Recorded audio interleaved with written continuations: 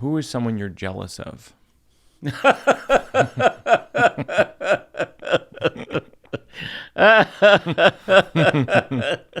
Well, that's not fair to ask someone in show business that.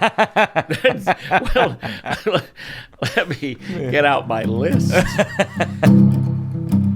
Last time I saw you, you were making fun of me because when we were out to dinner with your husband Devlin and my wife Jenny, because you think you said that I'm friends with everyone who's on my podcast.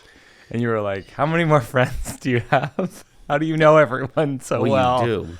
Well, you've been doing comedy a long time, so you build a large Rolodex of friends. You know what it is, though? I was thinking about it because it's I think because comedians, we wait back to back at the comedy clubs for, there's a lineup of 5 or 6 people, and so you're just like waiting upstairs. That's right. So you just talk to people. Yeah. Yeah. But you know everybody. I don't know everybody, but I did the Conan, Needs a Friend podcast, which Conan Needs a Friend. And the whole notion of friendship or a best friend. Yeah. I find interesting because I think, I always think my best friend is Devlin, my husband. Yeah. But that, when I was a kid, having a best friend. And yeah. I don't think I ever had a best friend. and then one time I thought I had a best friend, and I found out I really wasn't. It was somebody else. Oh, right. Yeah. I thought I had gotten the part, and then they told me that no, they went another way. So it's interesting. The best friend. Yeah. Who's your like Matthew Broderick's best friend? Is the playwright Kenny Lonergan. Oh, that's right. Yeah. From childhood. Yeah. And that I sort of slightly envy that. Kind of. I envy it too. I think adult friendship is so complex. Yes. Even you and I have been friends since 2008, which is many, many years ago. And I feel like this is nothing I was planning to say. You don't know me at all? No. I feel like I do know you. I feel like I can call you, which is a thing that you extend to yourself in that way that it makes it feel like, oh, I could always call you if I was in a jam or in trouble. But I think the gray area of friendship as a grown-up is when should you call someone versus like, can you call them? Well, you've fallen and you can't get up. Yeah. Well, that's the only instance I can think of for sure that you can. If you want to talk through something or just to check in, and tell someone, or tell someone you love them. Yeah. Do I call you enough? No. Should I call more often? Well, I don't want to. Don't be a pest. Okay. But no, I'm kidding. You're a busy guy. I'm occasionally busy. So you're not occasionally busy. So you're always busy. You work more than any actor I know. That's not true. But you're in everything. No, who did I just see? I was watching John Lithgow. I saw him and I went, this guy is he's in everything. But no, I'm always happy. I'm always happy to hear from someone you care about and love and want to. It's no. I don't think I'm not. I don't have a clicker going. He hasn't. He only called me 3 times this month. Right.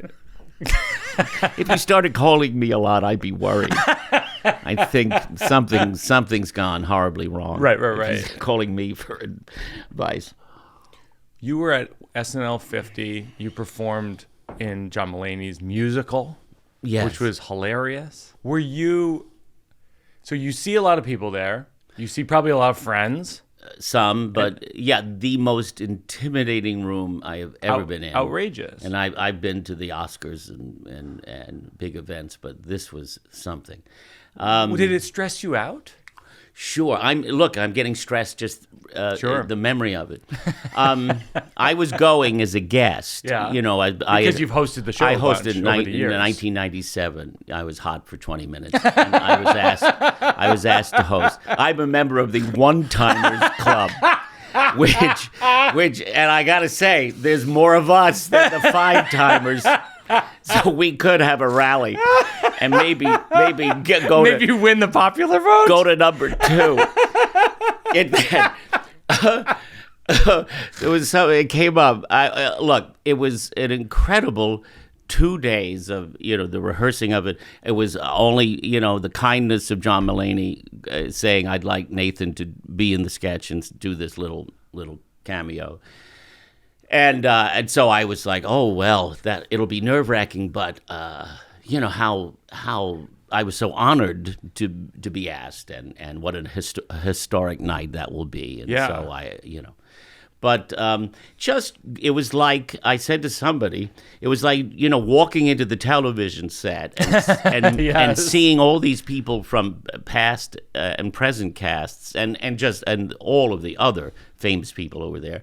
And just being able to say how much you've loved them and what they've done and how they've made you laugh or however they've touched you and it was astonishing. Is there anyone you get intimidated by in a room Everybody. like that? I'm very starstruck, and I'm very very. Believe this I'm for a second. very. No one's buying nervous. it. No one's Well, buying it's shocking, this. when you meet somebody like Leslie Jones. I've always wanted to meet Leslie Jones. Yeah. I think she's hilarious. She just kills me. And there she was. She Yeah. was standing there, and I finally, I had seen her like at the rehearsal, but I get too nervous, and then. There she was, and I said, "Oh, I have to say how much I love you." And she went crazy. I wouldn't think I would be on Leslie Jones's list, radar, and yet I would, but go ahead. She was totally. It was such a pleasure. And Lady Gaga were walking out. Devlin and I, and Lady Gaga turned to me and said, "Oh, I love you," and I was like, "Oh my God, it's Lady Gaga." That's wild. I love you too. Aww. It was a lot of that. Yeah, an unforgettable couple of days, and I was just thrilled to be a small part of it. You say that you get intimidated by people, but I just don't believe it somehow. I feel like I strains credibility. I don't know. It's something. It goes back to my mother. It's like I'm not worthy. I don't know. I don't belong here, and they're gonna find me out. Kind of. Sad thing. There is vestiges of it. You try to deal with those feelings, but did your mom, it's intimidating. Did your mom see you get successful? Yes, she did. Sure. Was that satisfying? Yeah, I mean, with her, she was bipolar. Yeah. And so the notion of trying to make her happy, she had not had a happy life. Yeah. And so in those later years, just wanting, saying, what can I do for you? How can I, trying to make her life better? And there was very little you could do that would do that, because essentially all she really ever wanted was for all of us to be together, living together. Yeah, sure. Me and my two brothers. That's really all she wanted. And it's that thing. I remember seeing this in a Jules Feiffer play, Grown Ups, where you would be there, and she would say, "When am I going to see you again?" And you would go, "I'm here. Look, I'm here right now. You're seeing me now." I relate to that so much. That's my dad. It's you visit, and then you're leaving, and he says we should spend time together sometime. No, we're here. This is what we're doing. Right. And yeah. There's a memory of me leaving one time, visiting her, and she grabbed my hand and she squeezed it and she said, "I hate to see you go." That's so beautiful. Yeah. Yeah. Yeah. But I mean, I think that my success was very meaningful for her, and she was very proud of that. And she saw you become Nathan Lane from Joe Lane. That's right. Did she like that? Well, when she would call me Nathan, it was like there were quotation marks around it. Nathan. Nathan. But most of the time, she called me Joe. And you did it for Actors Equity, basically. because there already was a Joe Lane. Yeah, Joe Lane. I remember years later, Actors Equity contacted me to say, you could have the name now. And I said, well, it's a little late for me to go from, I'm not Prince. I got the man formerly known as Nathan Lane, now Joe. So, no, it wasn't a good career move, but... there was already a Joseph Lane. Did you think was it spur of the moment when you were signing up for Actors Equity that you came up with Nathan, or were you thinking about it for a bit? I went, to join. I was eligible to join, and then that's when they told me, and it was sort of like... It was a slap in the face. I couldn't be Joseph Lane, and I guess I looked stricken. And the woman said, "It's okay. Take your time. You think about it. Come back." And I said, but I said, no, just give me a couple of minutes. And I went and I sat down. And it's only because I had been working in non-equity theater, and I'd done a lot of shows and plays and musicals, and I had played, at age 19, I played Benjamin Franklin in 1776 in summer stock. And then I had played Nathan Detroit in a dinner theater production of Guys and Dolls. Yeah. And I said, I'll either be Benjamin or Nathan Lane. And then I thought Nathan Lane had a better rhythm. And I went over and said, I'll be Nathan Lane. Does it feel like you now? Yes, it does. It does. Joe Lane feels like a long time ago. Yeah. But believe me, Nathan had lots of problems too. It wasn't like that was the magical ice cream suit now that I'm Nathan Lane. The magical ice cream suit. Oh, gosh. So one of the things that I like that you did 2 movies that were far out that I loved in the same year. Beau Was Afraid and Dick's the Musical. It doesn't get more far out. They're both so far out. 2 of my favorite movies in a long time. And you're fantastic in both of them. Oh, thank you. And I feel like, it says a lot, I think, about an actor. There was a New York Times piece of this guy who was the nicest guy, very indebted to him, Kyle Buchanan, wrote this piece, because of those 2 films. And and the title said, Hollywood finally figures out what to do with Nathan Lane. Oh, that's interesting. Yeah, and I just like to say, not really. But it was fun for a minute. No, it's interesting, though, because there's very few actors, period, where you go, I'll see whatever they do. I feel like it's almost like a bygone era, and I feel like you have that. I think you have an unbelievable talent, not just for being a tremendous actor, but choosing projects that are pretty far out. I mean, how do you decide? It's not like I get a lot of choices. That came up. Beau Was Afraid came up, and I knew the name Ari Aster. I had not seen at that point. I had not seen Hereditary or What do they? How do they pronounce it? Midsommar. Midsommar. Yeah, Midsommar. I hadn't seen them, but I knew that he had been acclaimed and that he was, this, new talent that people were talking about, and so I did watch the films, and they were incredible. And then I was sent this script, and I'm reading it, and I'm thinking, oh, he must have been on mushrooms when he wrote this or something. This is crazy. Oh yeah. And but the originally it was like a fake title, but it was called Disappointment Boulevard. I like that. And so I said to my agents, well, this is, it's hard to make sense of this. But he's, I'm happy, to talk to him. And he had written me this beautiful note and said, this is, oh my God, you're my first choice for this part. And so, And I knew Joaquin Phoenix was doing it, and I think he's one of our greatest actors in film. So, we had a great talk, and then I said, yeah, sure, it was just, kind of figuring out the tone of that. And that was interesting to, beginning that, shooting that stuff and finding our way. And I remember you came back because I saw you after you filmed it, and you were basically like, very strange movie. We'll see how it comes out. Yeah. But you loved Joaquin. Oh, I loved Joaquin. I loved him. And I was Ari. I loved working with. Joaquin is just. He would.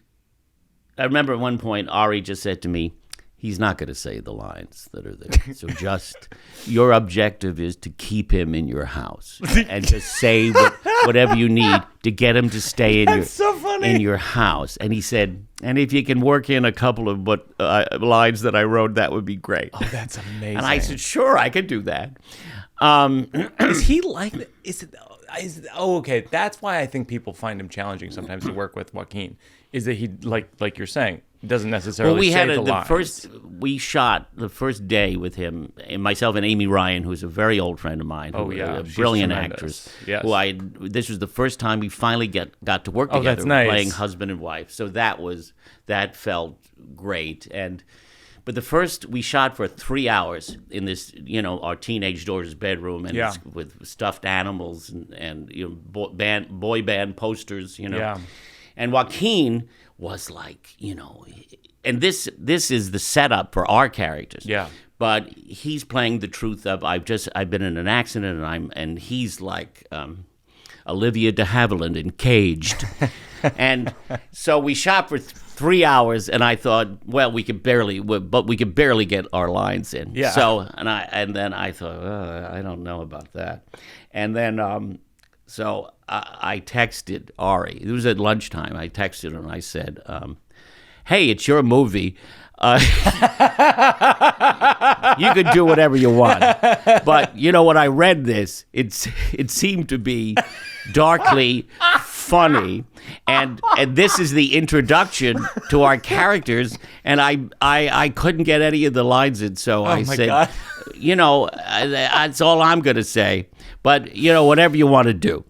So he texted me back and he said, no, I don't think that went well. And Joaquin is not happy either. And I said, okay. And then we went back. So Joaquin Phoenix, I don't know him. I just have admired him from afar. So we said, we're talking, now 3 hours out the window. Right. So now we're back. Footage that you're probably not going to use. Yeah. So now we're back, and we're talking about the scene, and I finally said, look, Joaquin, we don't know each other, and I don't know how to break this to you, but I think this is supposed to be funny. and I said, listen, we're coming out of 45 minutes of you in the Kafka-esque opening that's horrifying, and I said, and then everyone should think now you're safe in suburbia with these nice people, but something's a little off, right? And as written, what I think what Ari wrote is funny, and you're speaking in kind of like he was speaking. The lines were written. It was like baby talk because we've so heavily medicated him. Right. What this leg here? What it was like that. Yeah. So I said, listen, you should. So I tried to give him a bit of business. I said, take one of those stuffed animals and put it under you, and then when you have to make that weird noise, I said, just pull it out and stare at it. Oh my God.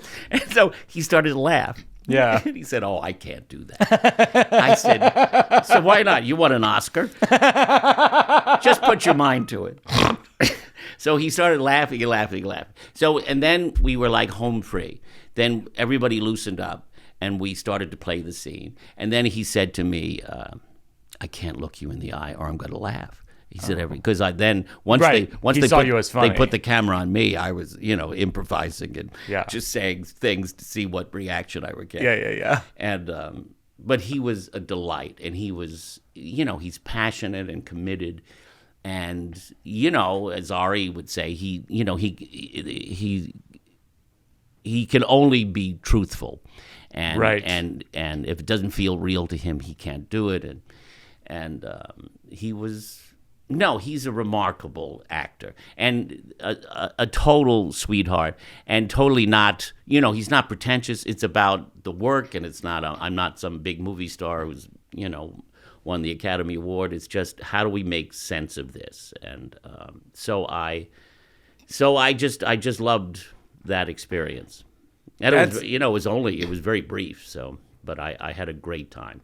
That is, that's a great example of that movies. I feel like a lot of times, you see the director of a movie win an Oscar, or the writer, or this or that, and they go, no, it was everybody. And it really is.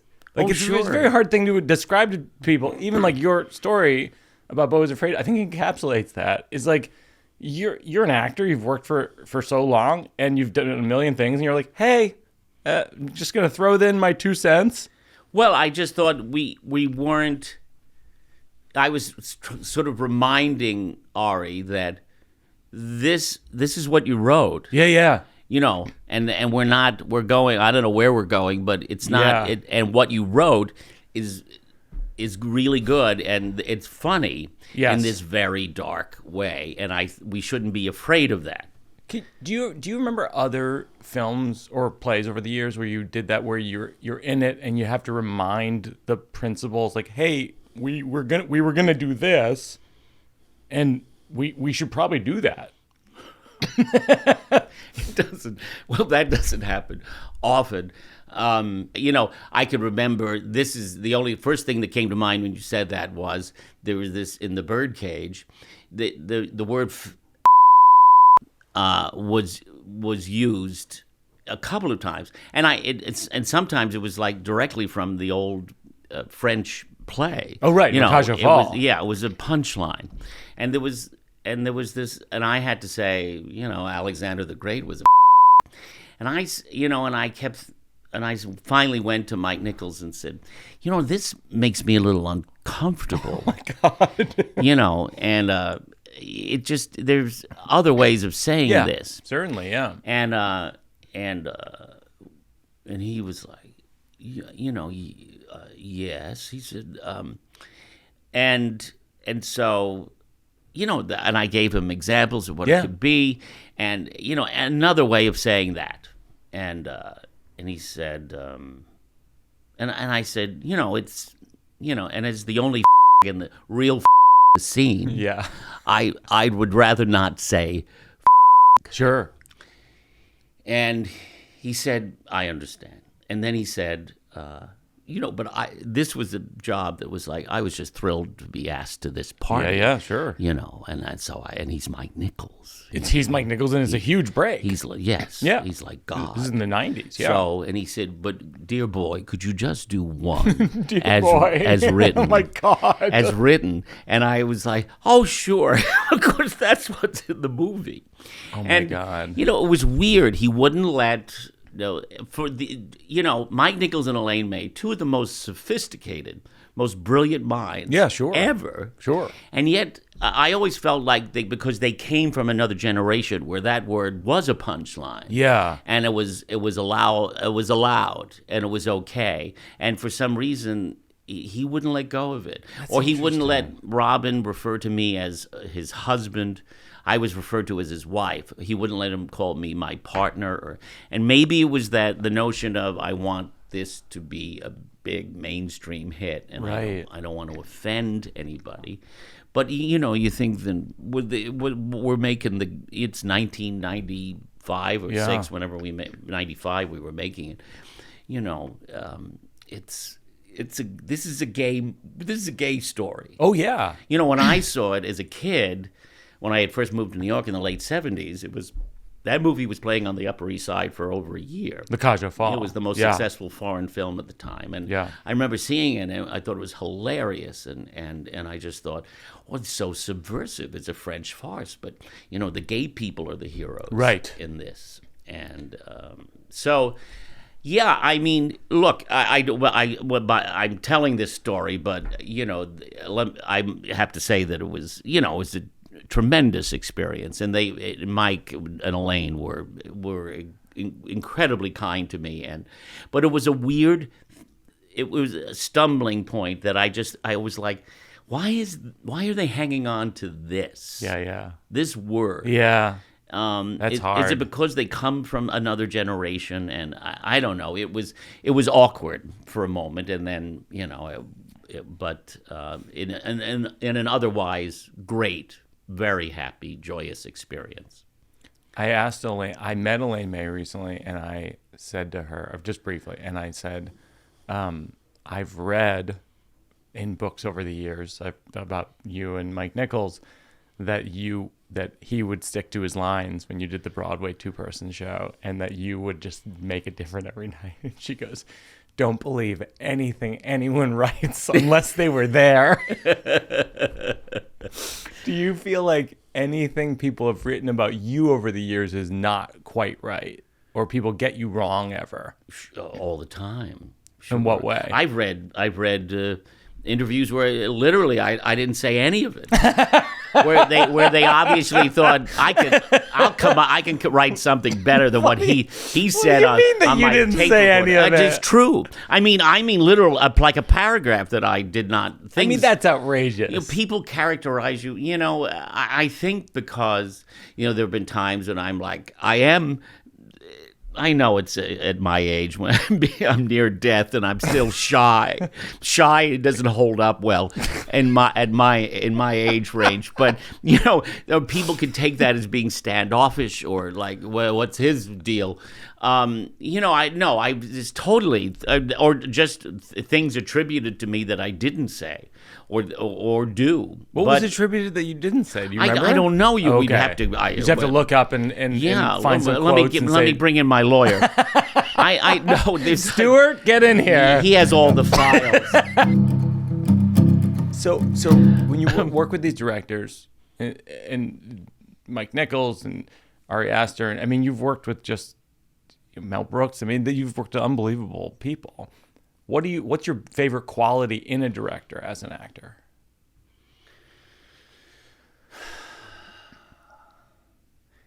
They're the best ones usually don't say much. Not that I like direction. I like hearing thoughts about what's happening. Yeah. It's a bit of being a father figure, a therapist, and the director is for each person. It's a little different, however they work and what it is they're doing. But it's it's sort of the Clint Eastwood notion is he's cast you for a reason. Right. He's not here to teach you how to act or how to play a scene. He assumes you've done your homework. It's a big assumption because not everyone does their homework. Sure. But it's an assumption that you're a professional. You're going to show up on time and know your material and have a point of view about it. And then only if he feels you've gone off on the wrong path will he say something. It really depends. I mean, I don't. Some people don't. They don't want to hear notes or any of that. Right. They just want to, and they don't want to even rehearse. And in film, I kind of get that. They want to let's see what happens. Right. We're all looking for that happy accident. That's real and was unexpected. Yeah. That's what you're trying to capture on film. I'm guessing you had that to some extent with Robin Williams on Birdcage.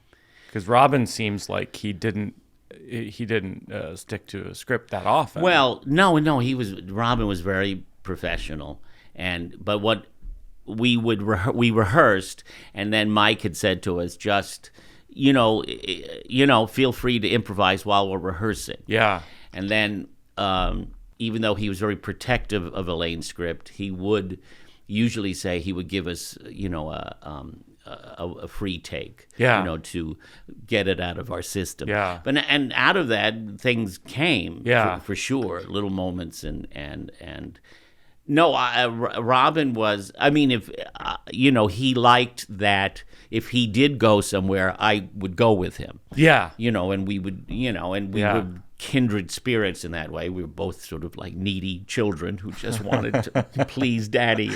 And he was, Robin, he made it a very happy atmosphere and joyous, and kept people's energy up and entertained in between takes. Yeah. And he was so, kind and generous and loving, and I can remember there was a musical number that was eventually cut, but I did a number in the club, and so he had the day off, and I remember he came in, and I said, "What are you doing here?"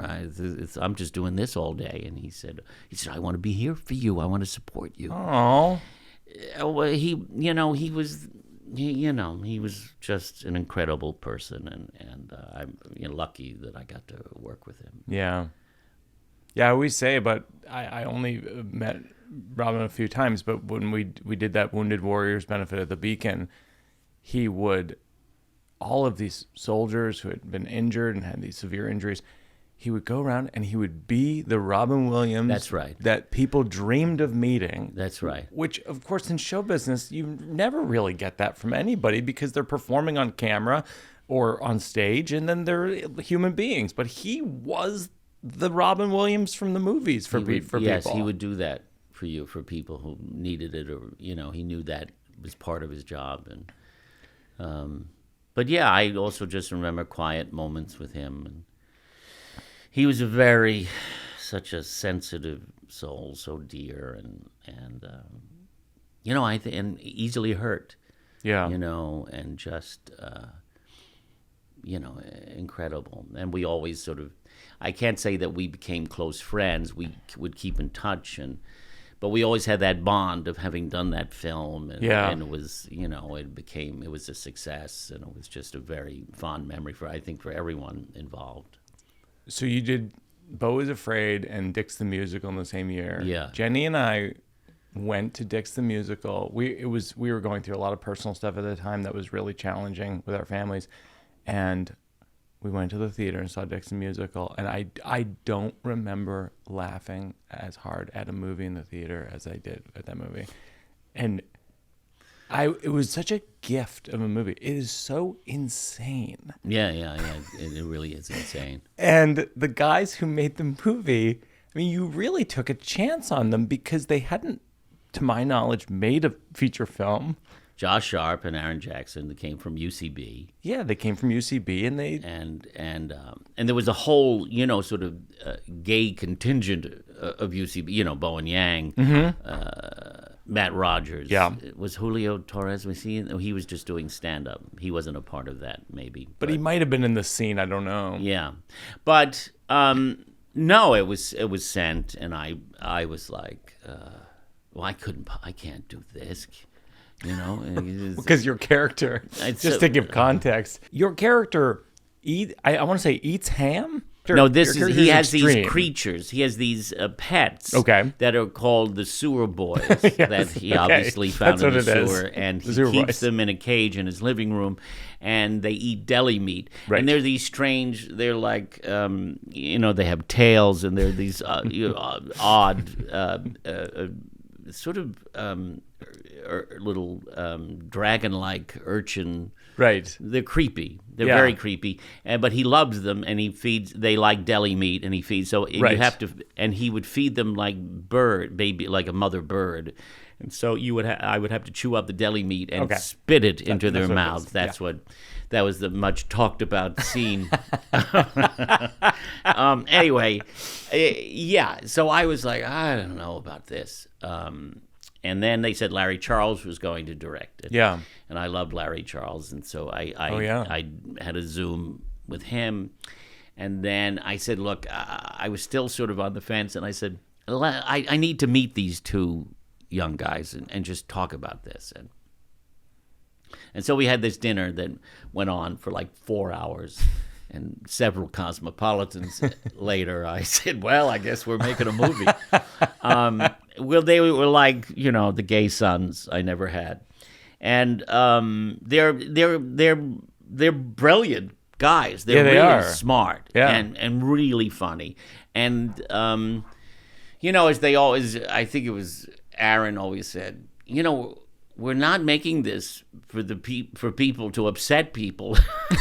We're not making it for people who won't like it. We're making it for the people who will like it. Right. Oh, that's an interesting way to who look want at it. this is kind of outrageous. And and they look. I thought I admire the audaciousness of this. And especially, well, even more so now, but at the time, it was just, when books are being banned and, you don't say this, don't say gay, don't do that. And I just thought, they don't care. Well, they clearly don't. They just don't think care. there is a line. And interestingly, because it goes, I don't want to give away where the story goes, but connecting back to the word or yeah. They're those folks are it was used in that movie. Beau and Yang played God. That's right. And they all sang a song. We all sang. I should include myself. We all sang a song. I had nothing to do with it. I was not involved. I was not involved at all. I was nowhere to be seen. We all sang a song called "All Love Is Love." This is when the twins decide the only person they realize they love each other even more profoundly. Yes. And spoiler alert. And they get married. Yes. And they all sing a song called, God sings a song called "All Love Is Love." And at the end, he says, God is saying, I'm everything. I'm black, I'm white, I'm this, I'm rich, I'm poor, and I'm gay, I'm straight. And they said, you're gay? God is gay. So in the lyrics, as it goes, don't you want to see the movie now? In the lyrics, we'll turn this into a cult film yet. They sing, all love is love, all love is love, God is a and all love is love. Yes. So they're sort of reclaiming the word right. And I was, and so I was like, oh, that's, because that word has always made me uncomfortable, but having been called it. So I sort of got what they were doing, and I kind of then, and by the fifth time they sang, oh, God is a I started laughing. That's what it took. It took 5 times. Sometimes it's just repetition that can do it. Anyway, I think they're brilliant and original, and I just thought, sure, I want to be a part of this. What do you... It's like when you do Angels in America, which is, one of the greatest American plays. It's sort of an epic play, and then you do Dick's the Musical, which is this completely irreverent, wild film. Beau is Afraid, very experimental. Like, what do you see as the through line as an actor in all of those things? Is there a through line of being an actor in all those things? Well, the through line is you are trying to be truthful with it. So. You're looking for the humanity in it, or the heart of it at times. I think there's, it depends on what it is you're doing. In Beau is Afraid, it was just, I liked that he was this suburban dad who, said things like, what did he keep calling him? My brother, yes. Who thought he was being hip, and he was sort of this corny dad. And yet there's a moment in it that I really liked when I'm trying to get Joaquin to say something, and you see there's something much darker at play. Just for a second, you see that. And you look for those kinds of, with a character like that, you're looking for that moment, the darkness and the light, or the when you're in the humor in the sadness or tragedy. And when you're in that scene where you say you see a glimpse of the kind of darkness of the character, will you say to the director, "Hey, I'm just catch my glimpse of darkness"? Will you catch that in this one? No. You just drop it in. Someone of the caliber of Ari Aster, someone's gonna catch it. Who's written it. Right. Knows that's what's happening. That might be happening. Do you ever ask for another take for that, though? I'll do as many. I love doing a lot of takes. But do you ever ask Some for people another? don't. You go, can I have another? It's like they always talk about De Niro. It's like, not that I'm comparing myself to him. Oh, but I heard the comparison. Yeah, but it was in there. Yeah. Oh, Bobby and I go way back. But there was, he like uses takes to warm up. Oh. So he'll do a lot. He likes to do a lot. Apparently, I've never done a film with him, but I think they're talking about Meet the Fockers 4, so there might be a role in that. There might be finally. Okay, I'm game. Just to say I worked with him. I think there are people who like this is it. They got two. If they, like I don't know, I can remember interviews or Morgan Freeman saying, if you need more than 2 takes, then something's wrong, or, and I think, I don't know about that. But I come from the theater. I like to rehearse, and so there's that part of me. But I understand from a film point of view, it's like this is it. And then you peak about maybe take 3, but I don't know. It can.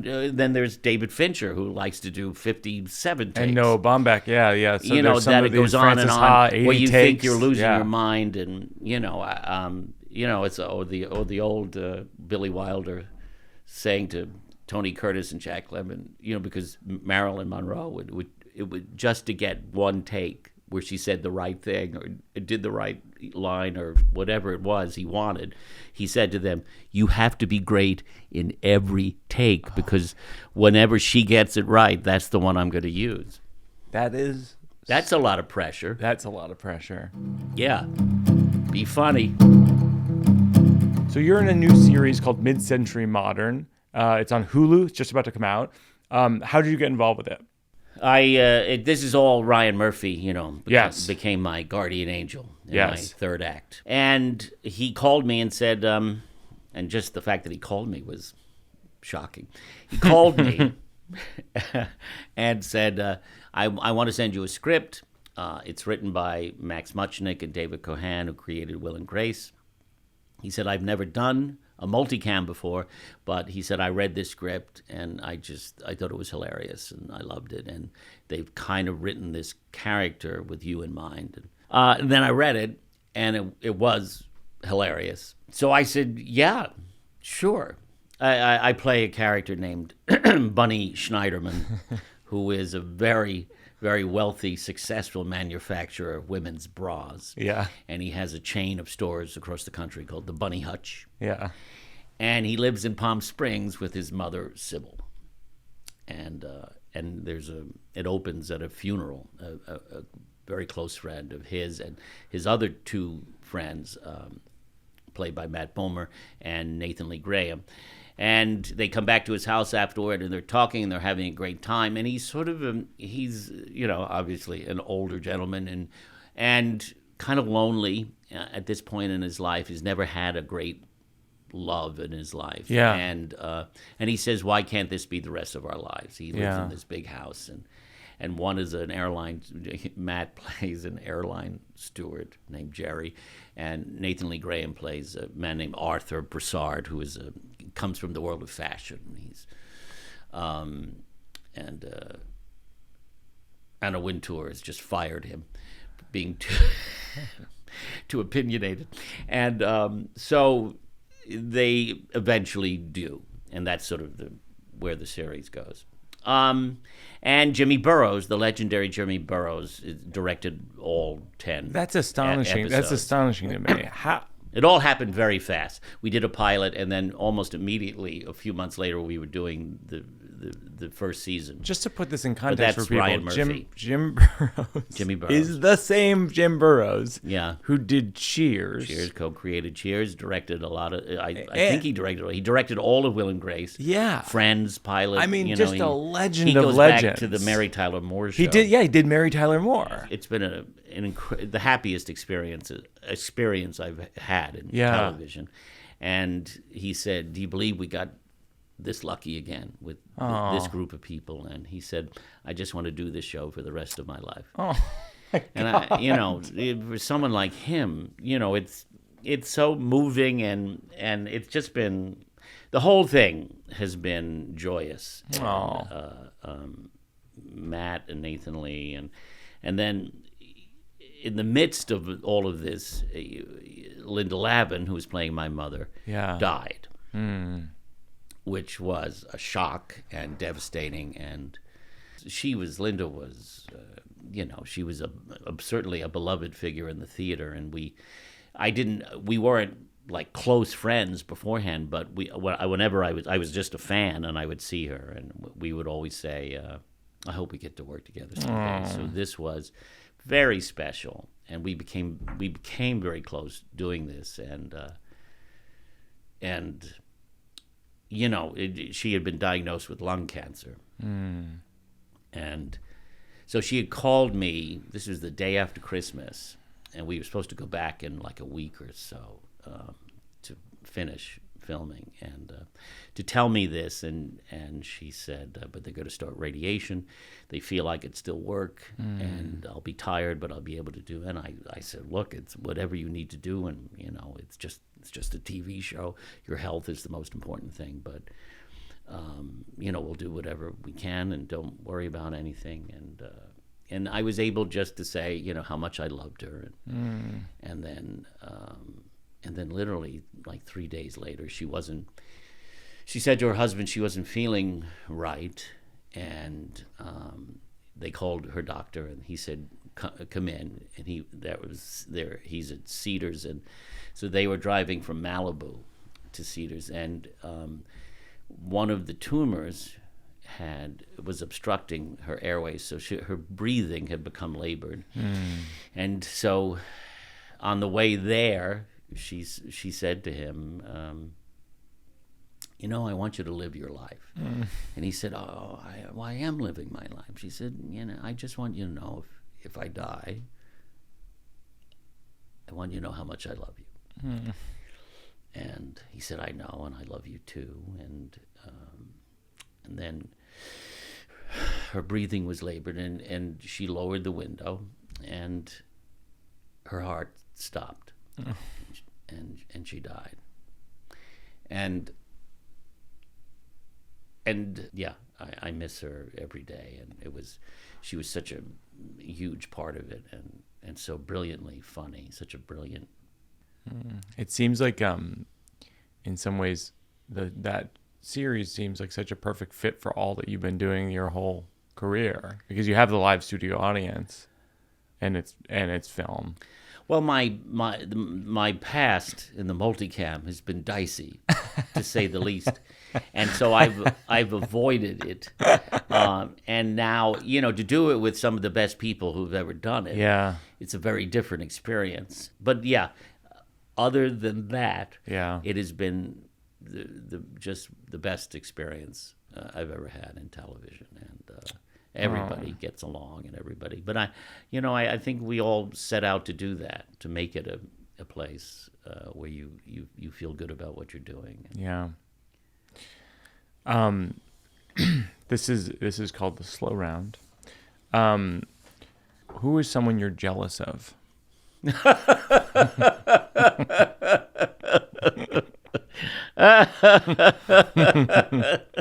Well, that's not fair to ask someone in show business that. Well, let me get out my list. Who am I jealous of? I'm not. I was a little jealous when I heard Lithgow was going to. They've asked him to play Dumbledore. In the Harry Potter series for HBO. I thought, that's a good gig. That's going to go for a while, no matter what. Even if it stinks, it's going to go. No, I'm at a point now, I feel like and people seem to have been concerned over the years about my happiness, but I'm sort of, people have written articles about it. Anyway, I'm certainly the happiest I've ever been in my personal life and in my professional life, and I'm just I feel very lucky, and The follow-up question is, Yes. who are you jealous of that you thought of when I asked the question but didn't say?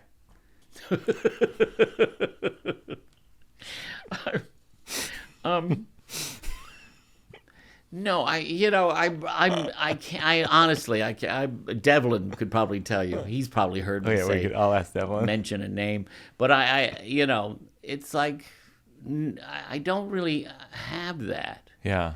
I mean, there's a part of me that would like. I'm very happy where I am and what I've achieved, but there is a part of me that I wouldn't mind if I had got to have a little more of a career in film.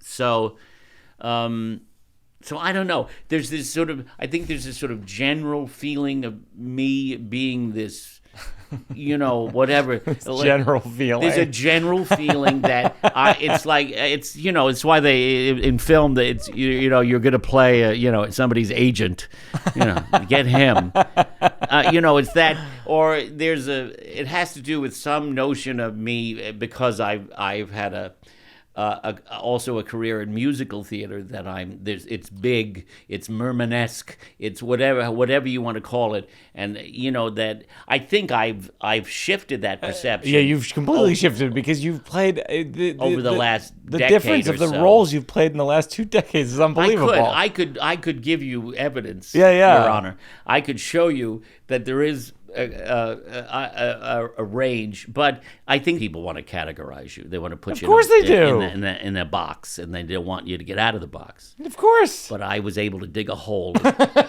the corner of the box, and I got out. Oh, I know. I And now saw. I'm in another box down What's the that street. box? Well, I know. Well, that's. I'm still trying to figure that out. Has your life gone the way you expected it to? Better. Yeah, things like I have so many things that it was more than you could have hoped for. But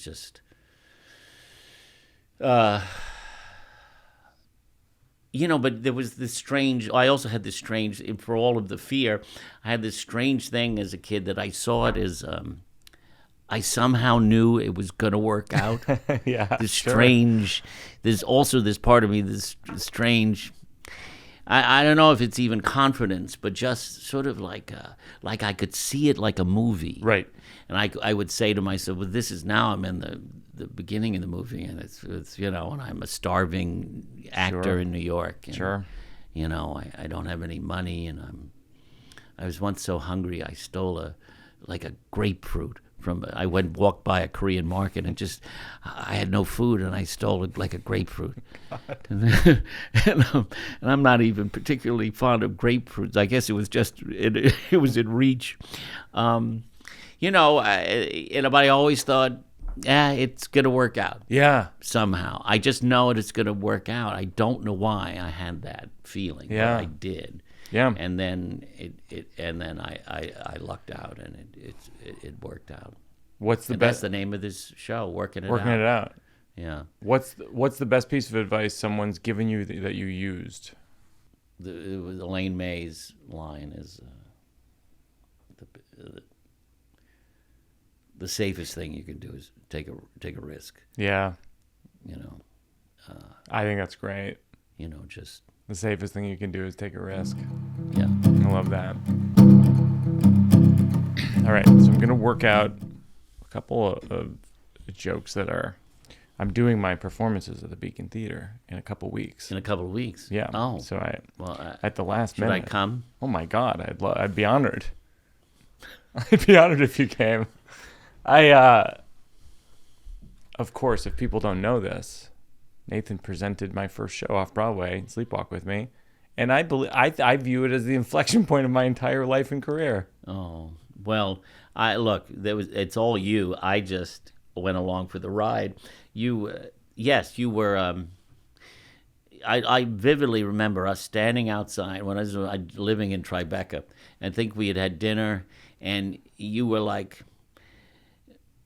little annoyed by the fact that Meryl Streep was presenting. That's right. Someone. Bridge and Tunnel. Yeah. Off Broadway. Yeah, Sarah Jones's show. How did Solo she get show. Meryl Streep? How'd she get Meryl Streep to do that? Present Yeah, her? yeah. And then and then you looked at me, and it was like a marriage proposal, and you said, "Would you present me?" And I went, well, I said, well, yeah. Well, how much is it going to cost? You said nothing. I said, oh, sure, I'll present the hell out of you. Your version of my voice is like I'm a hustler. Nothing. And so the next thing I knew, I was presenting you. Actually, if I'd known it was going to be such a big hit, I would have put money into it. Yeah, but it was. I really do think of it as like a singular inflection point in my entire life and career. Well, it was just a great show, is what it was, and it was your performance of it. And do you remember when we did The View together? Oh, I remember it.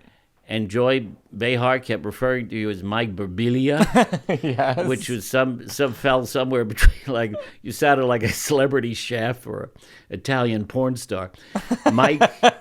And she kept saying, I would say, no, it's Birbiglia. She said, no, it should be Birbiglia. Oh God, yeah. I remember that so well. It was a huge moment for me because my mom got to come, and my mom loves The View, watches The View every day. Sure. And so she was in the audience, and it was and Joy came over and talked to her, and she loves Joy. It's her favorite comedian. Sure. And Joy said to my mom, "What do you think about your son being a comedian?" And she goes, "I don't know. I don't know what I think about it." And she goes, Joy goes, "Oh, he's really good at it." And it was a turning point in my relationship with my mom and her understanding of my comedy career. It was like a permission slip from Joy Behar to my mom saying it was okay for me to be a comedian. Wow. Joy Behar. Yeah. Had that kind of power. Yeah. Wow. Well, that's something. Yes. No, I was proud to be associated with it. It was such a great show. And then it was a book. It was a board game. It was then you made a movie. Made a movie. And then you did it in claymation. It's unbelievable how much mileage you got out of Sleepwalkers. Well, here's what I'll say about your wisdom in general about a lot of my projects over the years is when I made it into a film, you read the script and you said a thing that stuck with me, and I brought up during the production and in the edit over and over again, which is you basically said the risk of turning this into a movie is that it starts to feel like a boilerplate independent film, quote unquote, of this really special singular show. And you said you have to take the singularity from the show and figure out how to have it live in the film. And we did it eventually, but it was very, very hard. But we brought that up over and over and over again, citing you. And I think it's true of all things. I actually think about that in everything I do. Is you can. I think the inclination sometimes it goes to the thing you were saying about advice of Elaine May, is the safest thing you can do is take a risk. It's the same idea, which is you shouldn't do what you're in your mind is the independent film of the thing. You do what's sort of in your gut. Right, or do something that's going to scare you. Do something that's going to scare you. That it's like, I don't know if I can do that, but that's always a good feeling. This is I just got back from Oona's winter break. The other night we're on vacation in Florida, and Jem was like, "Let's go out with Oona and swim in the pool." And it was 8:00 at night. It was dark, and we go out, and Oona's swimming underwater, and it's a magical moment. And then she swims into the pool wall and scrapes her head and is bleeding. She's okay. She's fine.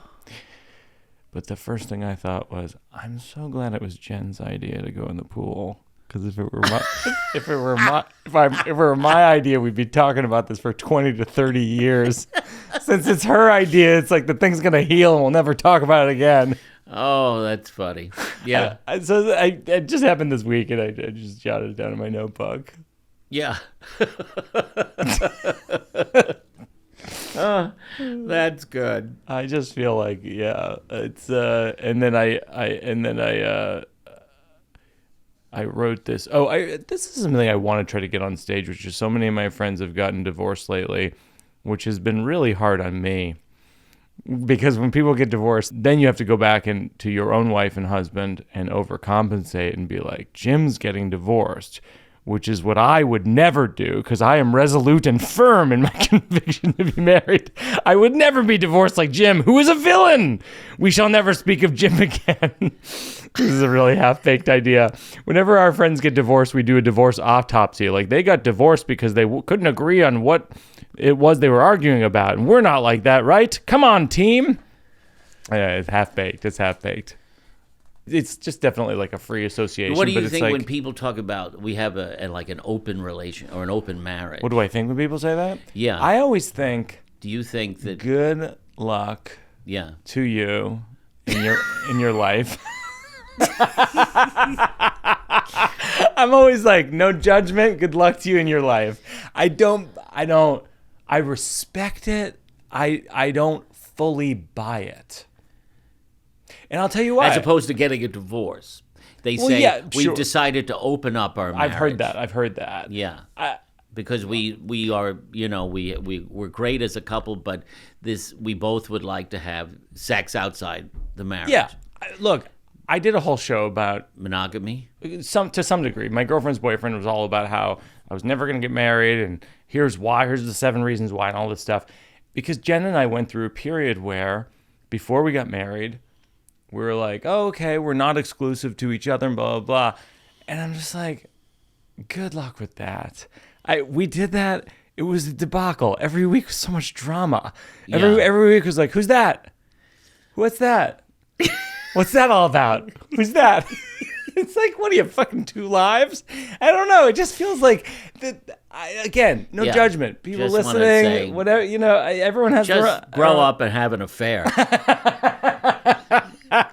Just cheat and do it well. I just feel like when Jen and I were in this phase of life where that's what we were going to do, we're like, tactically, it required so much preparation, so much planning, so much clandestine. And honestly, like, how do you do that without actually lying if you're with the person all the time? If you know that person well enough, you know they're fucking lying.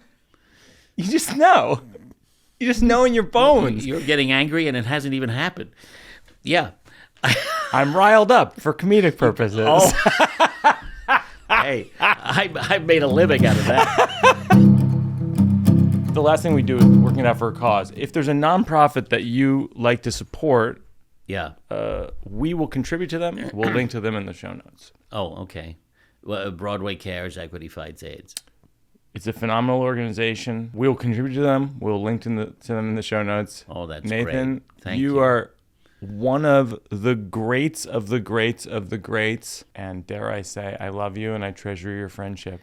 And I love you and I treasure your friendship.